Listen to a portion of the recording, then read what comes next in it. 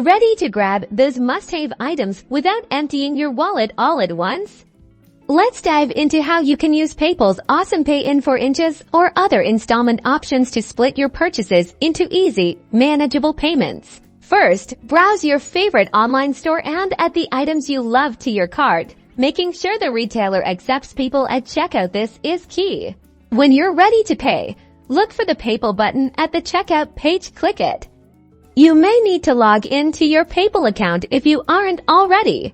Once you're logged in, PayPal will show you available payment options if the purchase qualifies and you're eligible. You'll see Pay in 4 inches or similar installment options listed.